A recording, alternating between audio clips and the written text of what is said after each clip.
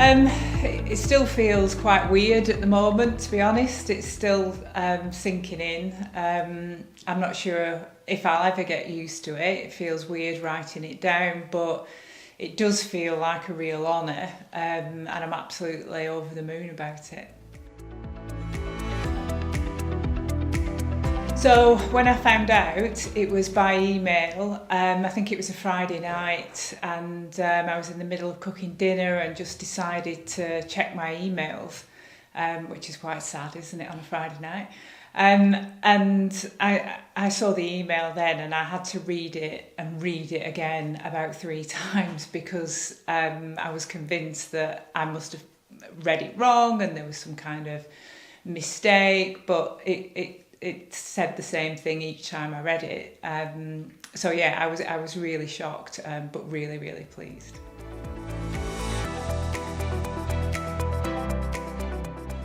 So there's been many challenges in terms of how victims of domestic abuse and stalking have been treated over the years, and that's been what I've dedicated really my whole career to. Particularly representing women who are the majority of those victims. And every possible part of that journey as a victim is made almost impossible by the system. So I've been, I suppose, fighting the system on behalf of victims for nearly 30 years, both in terms of the criminal justice system and the lack of help victims get from the police. You know, if the police did their job better, then me and my department wouldn't need to exist because the job would already be done. So we're often mopping up the things that the police should be doing, and victims have to come and get legal advice, or we go to the charity that I chair, Paladin, to help them with. And then there's also the family courts that have also not really helped victims of domestic abuse. So whilst there have been some improvements over that 30 years, there are still huge problems. So there's at least another 30 years worth of work to do, I think.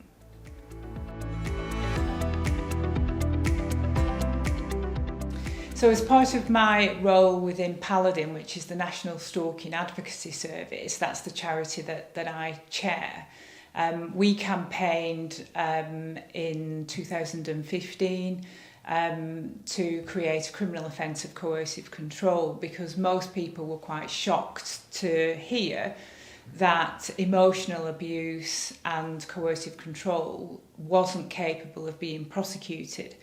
And I remember giving an example of one of my clients who had been forced to eat her meals out of a dog bowl on the floor by her husband. And when she went to the police just said, well, come back when he hits you. And the truth was, the police didn't have the powers to really do anything in that situation. So the campaign was quite well met by cross-party support.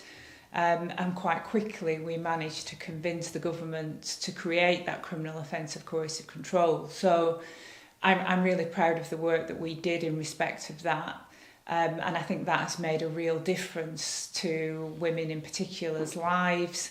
It helped Sally Challen, for example, who was convicted of murdering her husband, who had been a victim of coercive control. It helped her have her sentence converted to manslaughter in recognition of that coercive control that she had suffered. And I think it's also starting to help victims in the family courts and have that abuse recognised there, rather than the focus just being on physical abuse. So again, there's still a lot to do, but it's really nice to see those changes happening in real life. And in terms of the sentencing for stalking, again, that was through my work with Paladin. We campaigned to increase the sentence from 5 years, which was the maximum at the time, to 10 years, which reflects, I think, better the seriousness of stalking and the impact that has on victims. What I would like to see going forward is actually the sentence increasing for coercive control. Coercive control and stalking are very similar behaviour. and the legislation reflects that, but the sentence doesn't. So whilst the sentence for stalking is now 10 years, for coercive control it's still 5, so that would be next on my list. It's a real privilege to work with victims of domestic abuse and stalking and have them open up about the most intimate parts of their life and tell you things that they've never told anybody before. And they're not going to tell you that unless you can build up some empathy and trust with them. And that's one of the things that I think I've learned to do over the years quite well with victims. But I always feel quite honoured that they do trust me with that information. They trust me to do my best to help them and their children escape from the abuse and to make them have a better life. And often when leaving their perpetrator, that's actually the point at which they're most at risk of being murdered. So recognising that spurs me on to do even more and make sure that, you know, them and their children are safe going forward. So it was a great day. I was really, really nervous that morning, and I didn't need to say very much during the ceremony, but I was worried that I might trip up when I walked up to meet the Lord Chancellor. I wasn't exactly sure what would be happening, so we went to the Houses of Parliament, and the ceremony took place in Westminster Hall, as you said. There was lots of wigs around and that kind of thing. I didn't need to wear a wig, so that was quite nice. And it was absolutely freezing in there. And everybody told me who'd been to that ceremony how cold it would be. So I was expecting that. It took about an hour, did the ceremony, and I was one of the first people to go up. I think I was number 3. Which I was quite pleased about because, as I say, I was nervous and I had to kind of swear myself in and receive my certificate from the Lord Chancellor. And then I had to go and stand on the steps and wait for everybody else to do the same. And then there was a picture taken with everybody, probably about 100 of us, but of the honorary cases there was about 6 or 7 of us, I think. So it was a really nice day. Like I say, I didn't trip up. I managed to get my words out without fluffing my lines, and then a few of us went out to have lunch, so it was a great celebration. But it was quite poignant for me because I felt as though I was carrying all of the victims with me, really, that this honour that I received was really for them as much as it was for me, and also for my team that do such amazing work every day.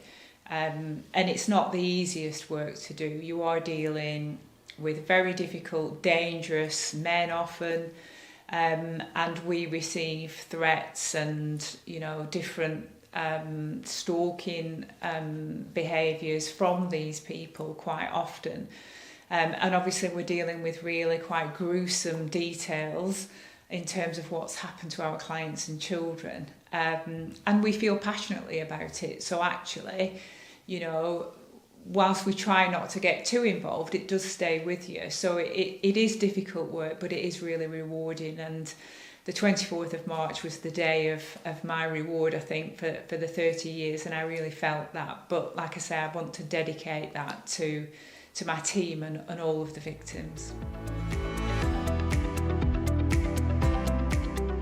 So I think this is 30 years of, I suppose, banging my head against the wall is how it's felt, really. And, you know, highlighting, you know, what needs to change for victims. And there have been some successes in bringing about changes over the years, like the coercive control, the change to the stalking legislation. I've had input into various policing guidance, etc. And I continue to do that. And I continue to highlight the things that are still wrong with the system. Both in terms of the criminal system and the family law system. So I think this is recognition really for the fact that I have been banging on about these things for so long. And I hope that, that the powers that be do see that, I was right about the problems for these victims. Not just me, but many other campaigners that have highlighted these issues. And I hope that, we will start to see even more changes. The government have said recently that domestic abuse is going to be treated in the same way that terrorism is. Well, I'm not sure we're there yet. That is what I would like to see change, and I will not stop in terms of my highlighting the failures. And I hope that having this accolade of Honorary KC helps to amplify my voice, as if it needed that. And I hope that, people listen to me more and listen, because I am really the voice of the victims that I represent. So it's not just what I'm saying in my opinion, it's what my victims, my clients are telling me. And, there's a lot more that needs to change, and that's what I'm looking forward to trying to achieve. I think the biggest inspirations I've had during my career, and there have been many, I suppose, lawyers and campaigners that have had an effect on me during my career, but the biggest influence, I would say, has been the victims themselves, and hearing the stories that, their lives, hearing what they've had to go through, wondering how they're still standing after experiencing all of that, speaking to parents of women who have been murdered and seeing the devastation and sorrow on their face every day, and how they get up and deal with that and go and speak out about it because they feel that they owe that to their daughter who's been murdered. I've met far too many families of murdered women, and I'm sure I will continue to do so, because there are too many women being murdered by this awful disease of domestic abuse, and we need to take it far more seriously. And in my view, the government talks the talk, the police talk the talk, but nobody's walking the walk, and we need to see real changes. And the reality really is that at the moment, if you go to the police and tell them that you've been experiencing either stalking or coercive control, the chances are you probably have a bad experience, and that's the problem. So there's lots of changes. I think every aspect of the criminal justice system needs to change in terms of the police response, the volunteers within the police, even the lack of information that's given to victims during the criminal process, the CPS. Nobody seems to understand domestic abuse. There's still too much victim blaming. And it seems to be that any excuse to not believe the victim, that it will be taken. Any excuse to forgive the perpetrator, well, he was only coming round in the middle of the night to see the children. Why would he be coming round at 3 a.m. to see the children? But the amount of times I hear the police repeat that.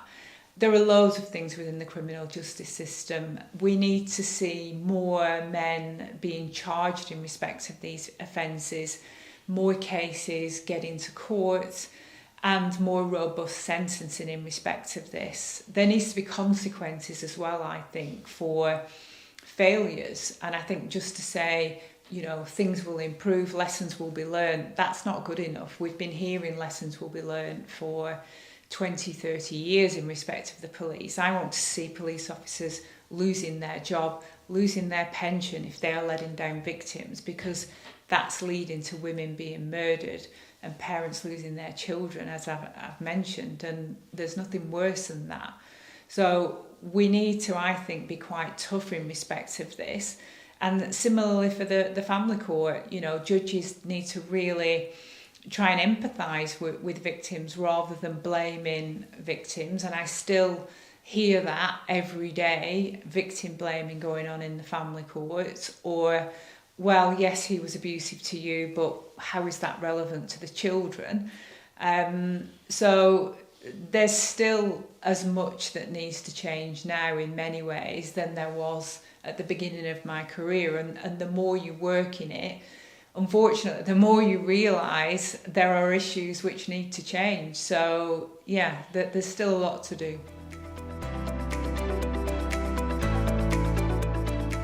So I intend to use my honorary KC to continue to campaign, to advocate on behalf of victims, to point out to government, to the police, to different agencies, to the court system where the failures are, how that's impacting victims and what needs to change. And I do hope that having this honour will mean that perhaps I'm listened to more, taken more seriously on behalf of victims, because all I'm doing is passing on really the views of victims.